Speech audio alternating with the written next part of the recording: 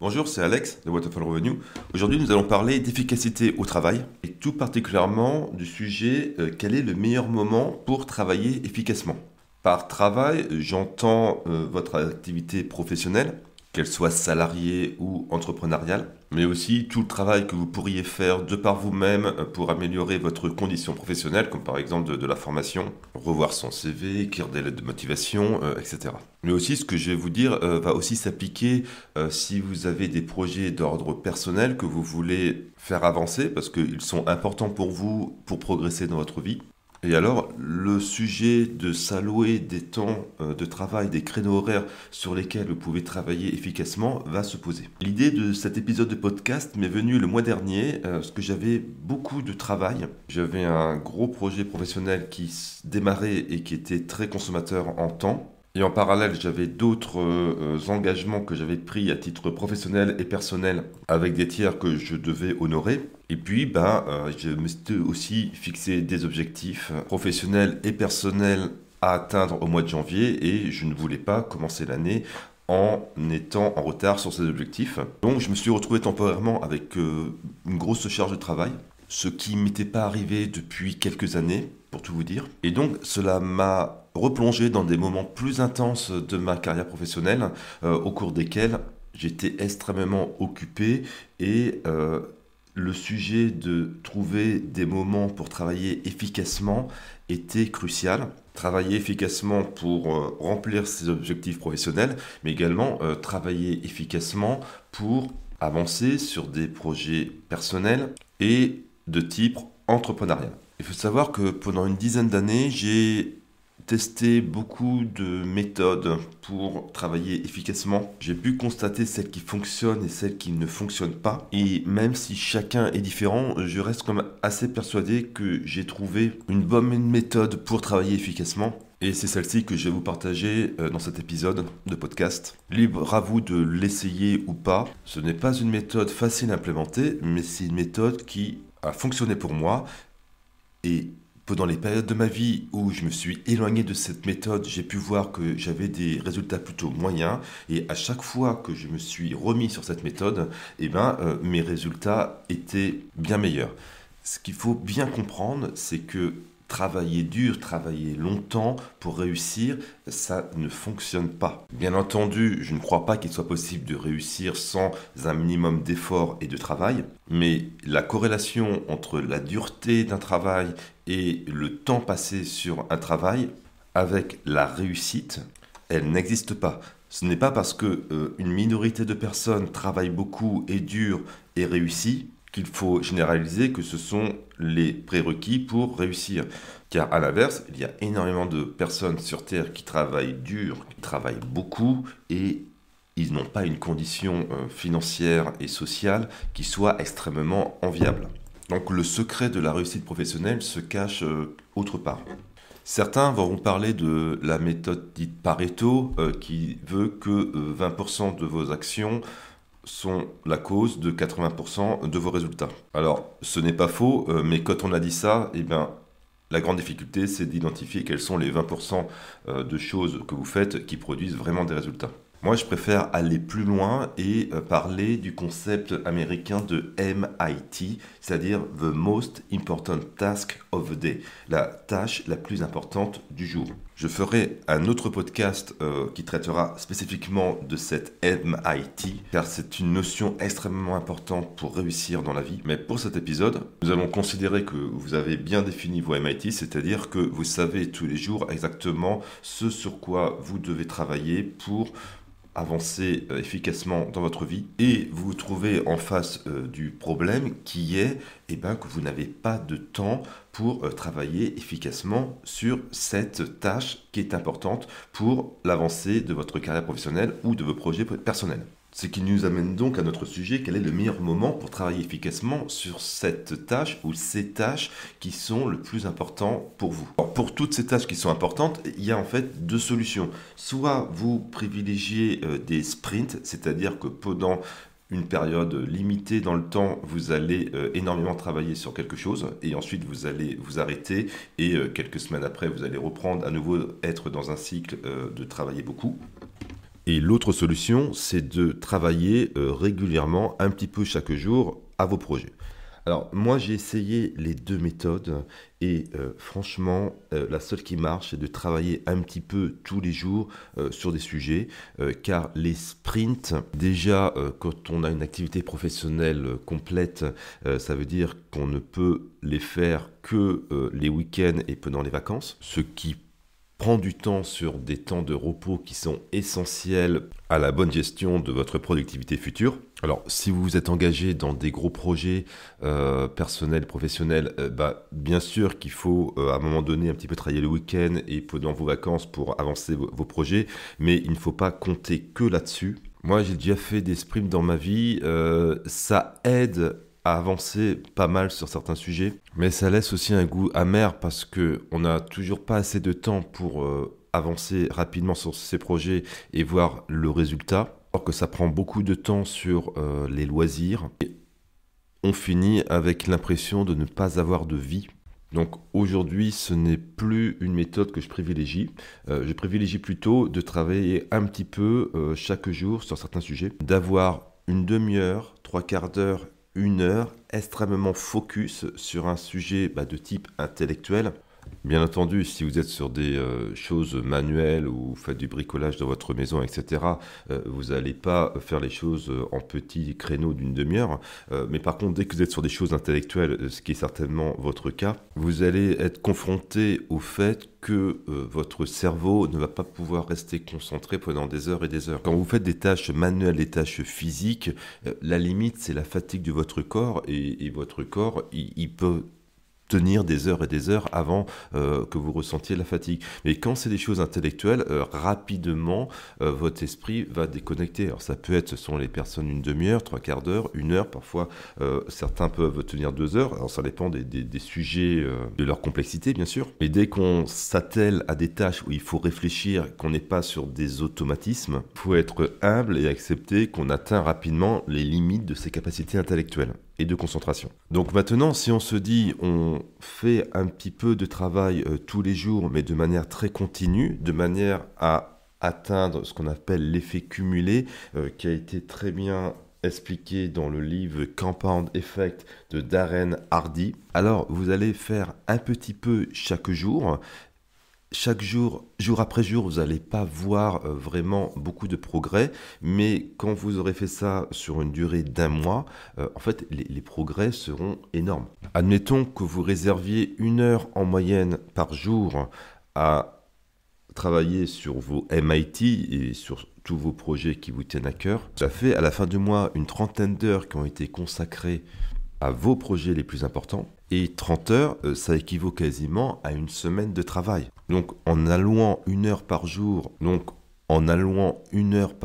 à une tâche importante, vous avez 30 heures de travail en plus par mois, donc une semaine de plus par mois. Donc ça équivaut à avoir 5 semaines de travail, l'équivalent de 5 semaines de travail, alors que vos collègues et les personnes moyennes n'auront que 4 semaines de travail. Et 25% de temps en plus, et quand on arrive à la fin de l'année, cela fait 12 semaines de travail en plus, soit 4 mois de travail en plus. Donc c'est un peu comme si vous aviez une année qui faisait 16 mois. Donc si vous avez une année qui fait 16 mois, et vous allez atteindre des résultats beaucoup plus élevés que si vous avez une année qui fait 12 mois. Mais en fait, comme je l'ai dit en introduction, il ne faut pas uniquement penser le temps de travail, puisque le succès n'est pas forcément lié au temps de travail.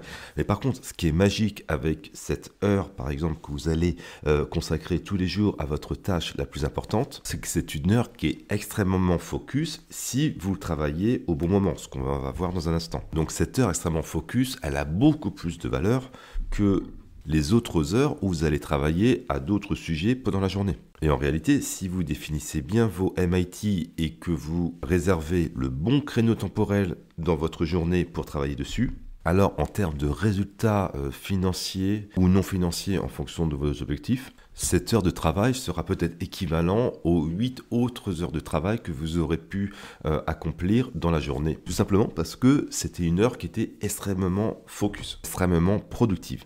7 heures, ça doit être une combinaison entre une tâche extrêmement bien sélectionnée pour apporter un réel changement dans votre vie personnelle ou professionnelle, couplée à une extrême productivité. Et donc vous avez le combo gagnant, d'autant plus si vous arrivez à tenir le rythme et être régulier et vraiment faire 1 heure de travail par jour sur un mois entier. Alors peut-être pas un par jour, je vous conseille peut-être de déconnecter un petit peu le week-end, mais si vous allouez ne serait-ce que 3 heures par semaine, donc 3 créneaux d'1 heure, travailler de manière extrêmement focus sur un sujet important, vous arrivez à le faire pendant une année entière, je peux vous garantir que les résultats que vous allez avoir dans votre vie vont dépasser toutes vos attentes. Alors, quel est le meilleur moment pour travailler votre tâche la plus importante? Et on va se mettre dans la perspective de quelqu'un qui a un emploi salarié, c'est-à-dire qu'il est au travail 8 heures par jour. Alors, si ses objectifs et sa tâche la plus importante est liée à son job de salarié, alors il va la faire pendant ses heures de travail. Donc il va falloir définir le bon moment dans la journée pour faire cette tâche. Si votre MIT correspond à des choses personnelles qui ne sont pas liées à votre emploi, en tout cas pas directement. Alors les créneaux disponibles, c'est soit le matin, éventuellement à la pause de midi ou le soir. D'ailleurs, il est tout à fait possible d'avoir 2 MIT dans la journée, une qui correspond à des aspirations personnelles que vous allez faire en dehors de votre temps de travail et une MIT qui correspond à votre avancement professionnel et que vous allez accomplir pendant vos heures de travail. Alors, parlons des MIT qui sont liés à vos aspirations personnelles. À ce moment-là, il n'y a pas trop de solutions, soit le matin, soit le midi, soit le soir. Alors le midi, c'est une possibilité si vous avez des conditions où vous pouvez vous isoler et travailler le midi. Par exemple, si vous rentrez chez vous manger, est-ce que vous avez une longue pause de déjeuner de 2 heures, peut-être que vous pouvez allouer 3/4 d'heure, 1 heure à travailler sur un sujet spécifique qui vous tient à cœur. Mais je veux dire que pour la plupart d'entre vous, c'est quand même assez sport, très certainement, de travailler sur quelque chose de personnel sur votre pause déjeuner le midi. Donc il reste réellement 2 options, soit le matin, soit le soir. Moi, j'ai essayé les 2 options. Alors le matin, le souci qu'il y a le matin, c'est que très certainement, quand votre réveil sonne, vous avez déjà votre temps qui est utilisé pour le petit déjeuner, vous préparer et aller au travail. Donc normalement, il n'y a pas 1 heure qui peut être prise sur ce temps, ce qui veut dire que si vous décidez de positionner cette heure de MIT le matin, il faut le faire avant l'heure de votre réveil, c'est-à-dire il faut vous réveiller 1 heure plus tôt pour pouvoir faire 1 heure en plus. L'autre solution, c'est de faire ça le soir, c'est-à-dire quand vous rentrez du travail. Alors, si vous avez du temps avant de dîner, éventuellement, mais bon, si vous êtes, on va dire, cadre avec des responsabilités, voire des enfants à gérer, ça peut être comme assez compliqué entre le moment où vous rentrez à la maison et le moment où vous dînez, de trouver 1 heure où vous allez pouvoir vous isoler. Donc l'autre solution, c'est de faire ça après le dîner, quand éventuellement si vous avez des enfants, ils sont couchés. Et moi, j'ai essayé plusieurs fois de faire ça et le gros problème que j'ai avec le travail le soir, c'est que je ne contrôle pas mon niveau d'énergie que je vais avoir le soir parce que je ne sais absolument pas ce qui va se passer dans la journée, les problèmes, les challenges, la météo, enfin bref, il y a plein de choses qui peuvent se passer dans la journée qui font que le soir, je serai fatigué, je n'aurai pas envie ou même je n'aurai plus de temps pour travailler sur ma MIT. Après avoir fait beaucoup d'expérimentations dans ma vie, j'arrive toujours à la même conclusion. Travailler le soir sur sa MIT, c'est pas du tout la bonne option parce que au-delà du temps que vous n'avez peut-être plus, il y a vraiment un problème de focus. Votre cerveau, le soir, il est rincé. Vous avez déjà tout donné à votre employeur ou pour les tâches diverses et variées que vous pouvez faire dans la journée. Votre énergie a complètement été pompée par la rudesse des transports, de la vie citadine, de la vie familiale. Et pour moi, même si vous arrivez à avoir du temps pour travailler le soir, il ne sera pas productif. En tout cas, il ne sera pas aussi productif que si vous travaillez beaucoup plus tôt dans la journée. Et donc, moi, je suis arrivé à la conclusion que pour travailler sur MIT, il faut absolument faire ça le matin. C'est la première chose à faire le matin. Et donc, le mois dernier, où j'avais beaucoup de travail, je suis revenu à cette organisation personnelle qui était de me réveiller 1 heure plus tôt le matin. Donc, au lieu que le réveil sonne à 7 heures, eh ben, le réveil a sonné à 6 heures et de 6 heures à 7 heures, en prenant mon café, eh ben, je travaillais efficacement à ma MIT du jour. Et quand je me replace, il y a un certain nombre d'années, quand j'avais aussi une vie professionnelle très active, en même temps que j'avais des projets personnels, ce que je faisais, c'est quand j'arrivais au travail, j'avais aussi ma MIT professionnelle que j'avais déjà définie la veille au soir. Donc la veille au soir, avant de quitter le bureau, je mettais, voilà, quelle est la chose la plus importante qu'il faut que je fasse demain pour avancer dans mes objectifs professionnels, qui étaient souvent d'avoir une promotion au travail. Donc il y avait des objectifs professionnels qui étaient bien clairs par rapport à cet objectif. Donc, ma tâche la plus importante du jour professionnel que je faisais, la première chose en arrivant au bureau, n'était pas forcément la plus urgente au regard des priorités d'exploitation, mais c'était la plus importante pour moi pour avancer professionnellement. Vous pouvez d'ailleurs, une petite parenthèse, constater qu'il y a peut-être beaucoup de gens dans votre entourage professionnel, vous voyez, ils ne sont pas très responsives sur tout un tas de sujets d'exploitation, et ils arrivent à monter en grade sans problème, et c'est très certainement parce qu'ils placent en premier lieu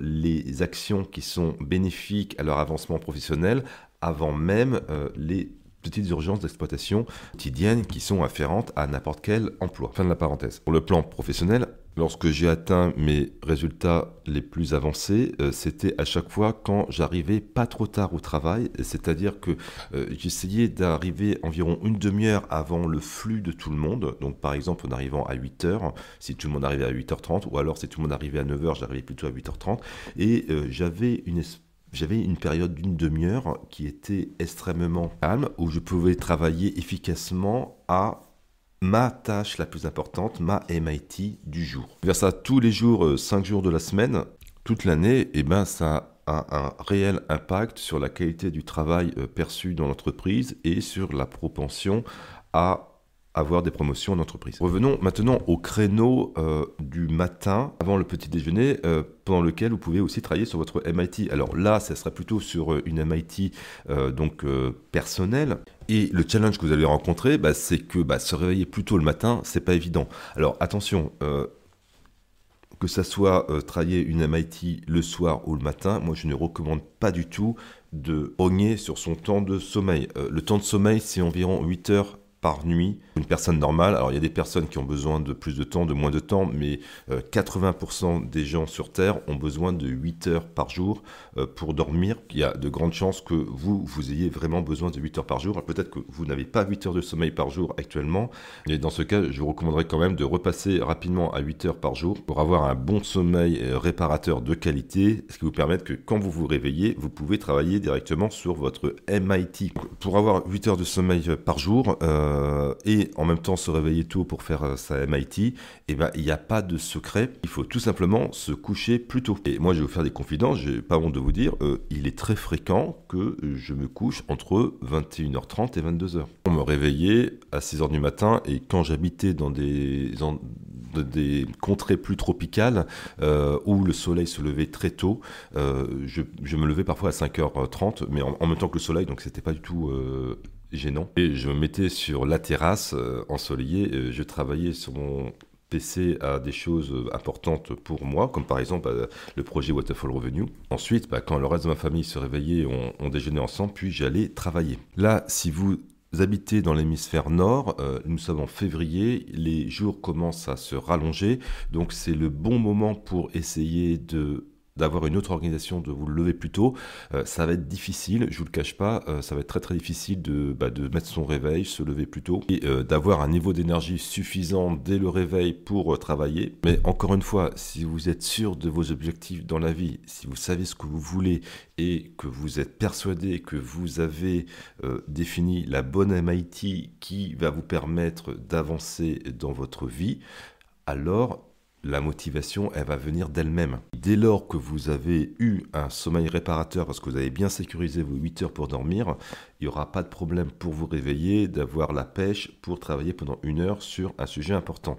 L'avantage de travailler le matin sur votre MIT, c'est que c'est là que votre cerveau est le plus frais, il est le plus disponible pour réaliser des choses intellectuelles, ce qui n'est pas le cas le soir. Et également, l'avantage du matin, c'est que vous n'êtes pas dérangé. Il n'y a personne qui va vous appeler entre 6h et 7h. D'ailleurs, je vous conseille, entre 6h et 7h, pendant que vous faites votre MIT, ne regardez pas votre téléphone, ne touchez pas à votre téléphone, ne regardez pas les notifications avant d'aller au petit déjeuner à 7h du matin, de manière à ne pas être pollué par des éléments extérieurs.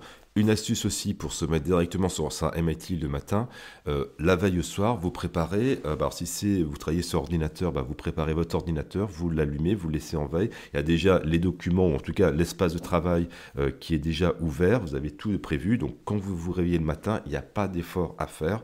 Vous allumez la lumière, vous secouez la souris et vous êtes parti pour 1 heure de travail productif. Une tâche bien précise qui peut se faire en 1 heure et que vous avez définie la veille au soir.